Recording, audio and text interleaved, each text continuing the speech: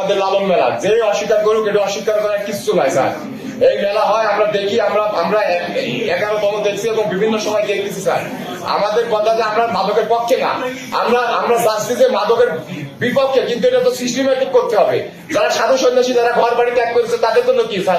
গাঁজা বলে কোনো ওয়ার্ড নাই, সিদ্ধির পাতা, গাছের পাতা, আল্লাহ সৃষ্টি, পাগলরা খায়। আসলে সাধু সঙ্গ নয়, হলো নারী সঙ্গ। সারাদিন গান বাজনা হই হই করে, রাত হলে আলো নিভে যায়, তারপর কি করে বুঝে নিতে হয়। এরা সামাজিক বিবাহকে অস্বীকার করে, নারী পুরুষের অবাধ মেলামেশাকে দর্শন হিসাবে অনুসরণ করে। ওই সঙ্গিনীর মহিলার সক্রিয় সহযোগিতা ব্যতীত সাধনায় সিদ্ধি লাভ হয়। এদের উপরিভাগে সুফিবাদের প্রাধান্য এবং অভ্যন্তরে যোগ নির্ভর দেহজ সাধনা। এই বাল একটা দেবতা, যারা আমাদের সিরাজ রসুল পড়েছে, তারা বাল খুঁজিবে 4 দিন। এই বাল আর বাক্য দুই দেবতা। এই বালের অপভ্রংশ নাম হয়েছে বাংলাদেশে বাউল। আত্মাহারিক টিভি, ওহির আলোই উদ্ভাসিত জীবনের জন্য। আমরা লালনের মজহাব নিয়ে কিছু কথা বলি। লালনের জন্ম হলো 1774 সালে, মৃত্যু হলো 1890 সালে। বেশ দিন না তো, এটা 2000 কত 15 হিসাব করে নেন, 1-1.5 বছর আগের মানুষ। এদের বাউল মতবাদ মূলত সহজিয়া বৈষ্ণব মতবাদ থেকে এসেছে। এরা হলো ইসলামের দুশ্মন। কুষ্টিয়া সেউড়িয়া হলো এদের মার্কাজ। এখানেই আছে লালনের কবর। বাউল গবেষক, অন্যদের কথা বলা ঠিক হবে না, বাউল গবেষক এবং লালন একাডেমির প্রতিষ্ঠাতা পরিচালক ডক্টর আনোয়ারুল করিম এই বিষয়ে তার বাংলাদেশের বাউল সমাজ, সাহিত্য ও সঙ্গীত বইয়ে যা বলছেন, সেটি আমাদের বড় দলিল হওয়া উচিত।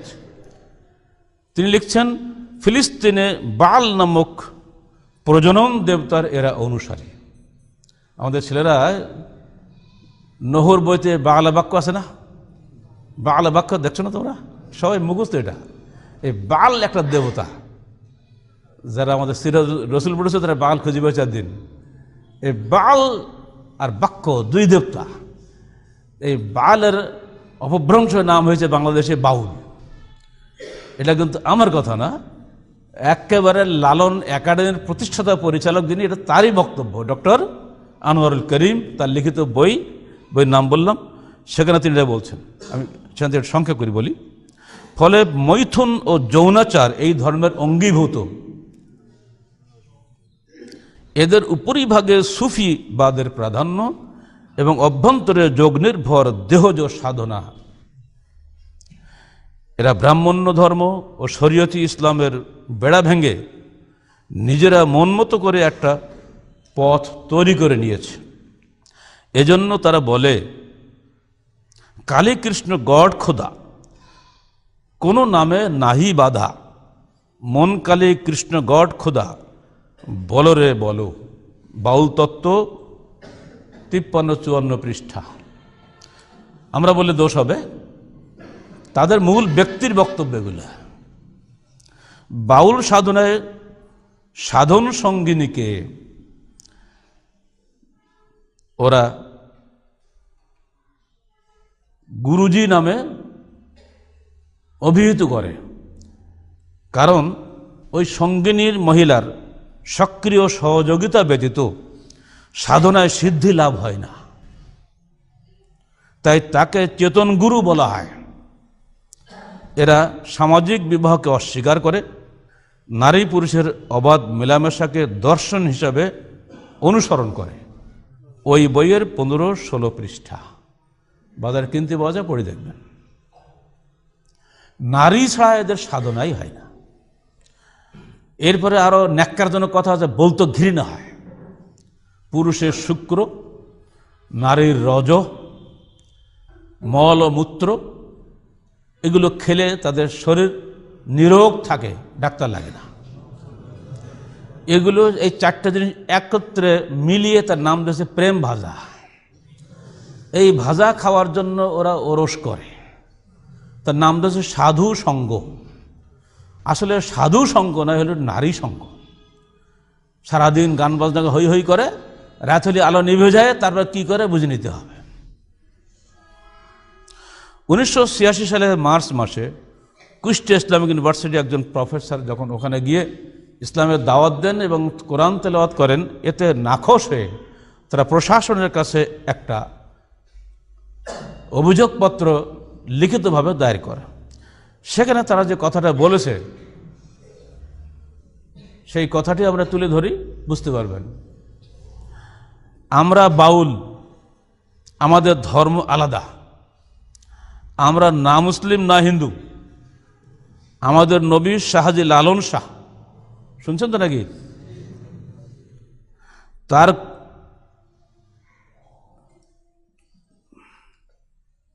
তার গান আমাদের ধর্মীয় শ্লোক, ওই যে অচিন পাখির গান গায় না, ওগুলো আমাদের ধর্মীয় শ্লোক। আমরা যখন কোরআন পড়ি আয়াতগুলো, এটা তাদের ধর্মীয় শ্লোক হচ্ছে লালনের গান। সাইজির মাজার আমাদের তীর্থভূমি। এবার কি হবে? সাইজির মাজার আমাদের তীর্থভূমি। আমাদের গুরুই আমাদের রসুল। নাউজুবিল্লাহ। আমরা আলাদা একটা জাতি, আমাদের কলেমা আলাদা, লা ইলাহা ইল্লাল্লাহ লালন রসুল্লাহ।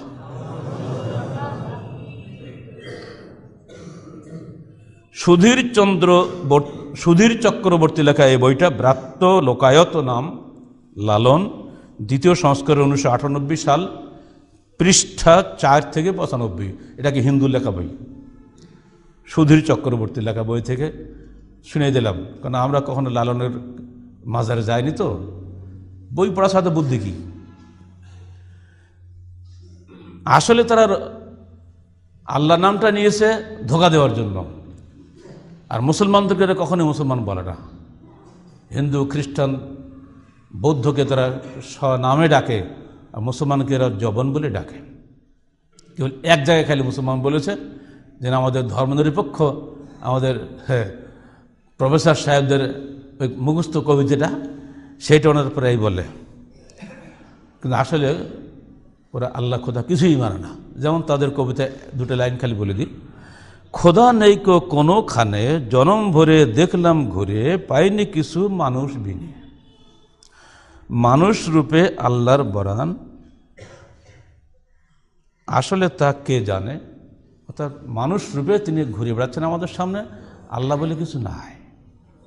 যে আল্লাহ কথাটা বলা হচ্ছে, ক্ষুদাটুদ, এগুলো সব এদের আমাদেরকে ধোঁকা দেওয়ার জন্য।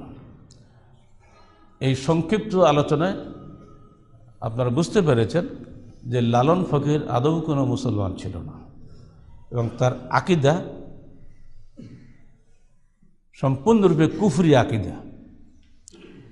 আল্লাহ, রসুল, কোরআন, কিতাব এসব থেকে তার সম্পর্ক নাই। এ সম্পর্কে না জানার কারণে, অজ্ঞতার কারণে মুসলিম উম্মাহ বিভ্রান্ত হচ্ছে। আমাদের দায়িত্ব মানুষকে সাবধান করা, তাই করে যাচ্ছি, এর বেশি কিছু নয়। আল্লাহ পাক যাকে হেদায়েত করবেন তিনি হেদায়েত পাবেন, যাকে আল্লাহ পথভ্রষ্ট করবেন তাকে কেউ ঠেকাতে পারবে না।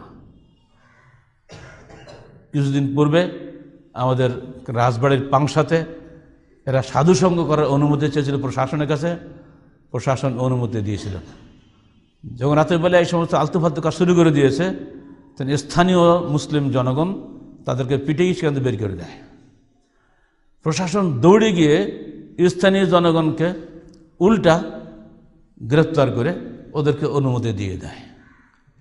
কথা বুঝছেন? এখানেই তারা থেমে থাকেনি। ঢাকা এয়ারপোর্টের সামনে লালনের ভাস্কর্য স্থাপনের দাবি করা হয়। ভাস্কর্য যখন তৈরি করতে যাচ্ছে সরকারের পক্ষ থেকে, তখন স্থানীয় আলেম ওলামায়ের বাধা দিলে সেটা বন্ধ করা হয়। আবারও দাবি উঠতেছে সেখানে কিছু করতে হবে। এত একটা মহামানুষ, তার নাম কিছু না করলে কি হয়? যাকে বিদেশি লোকেরা ঢাকা এয়ারপোর্টে নেমেই আগে লালনের চেহারা দেখে বোঝে এদেশের মানুষ কতই না ভালো, কতই না সুন্দর, তারা লালনের ভক্ত।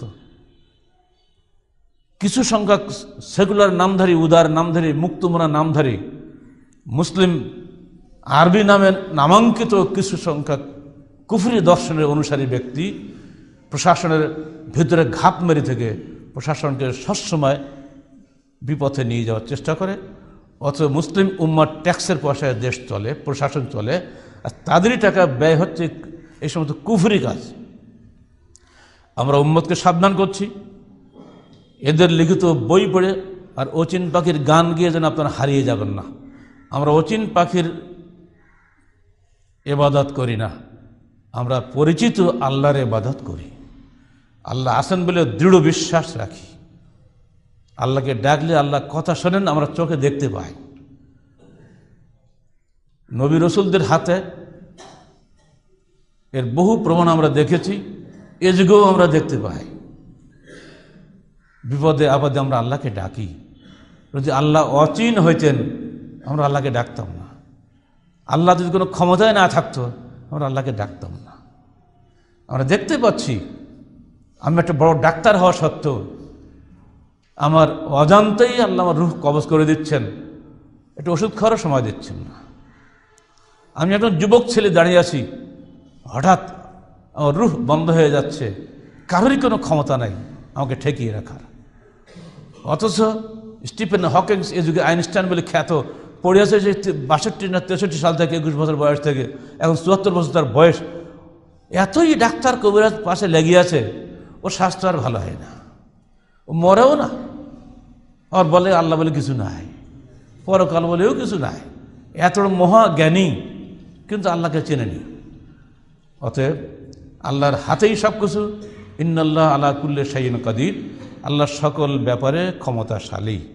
এই বিশ্বাস নিয়েই আমরা আল্লাহর ইবাদত করি। এই বিশ্বাসের বিরোধী যা কিছুই হবে সব কিছু এক কথায় কুফরি।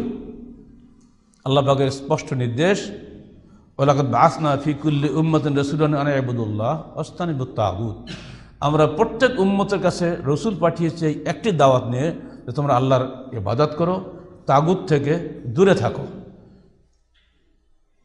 আর যে ভবিষ্যৎবাণী আল্লাহ রসুল করে গেলেন, একটু হাদিসটা শুনেছেন, মা আনা আলাইহি ওয়া সাহাবি আল ইয়াউম, আজকের দিনে আমি এবং আমার সাহাবীরা যে দিনের উপরে আছি, এই দিন থেকে যারাই বিচ্যুত হবে তারা মুসলমান থাকবে না, নিঃসন্দেহে প্রকৃত মুসলমান থাকবে না। অর্থাৎ 72 ফেরকা জাহান্নামী হবে। যদি এরা মুসলিম বলে দাবি করতো তাহলে এরা অবশ্যই পথভ্রষ্ট 72 মধ্যে একটা হতো, তাই না? কিন্তু ওরা মুসলমান বলে দাবি করেনি। আপনি কেন জোর করে মুসলমান বানাচ্ছেন তাদেরকে? ওরা নিজেরাই দাবি করছে না, আপনি বলছেন ওরা মুসলমান বললে হবে?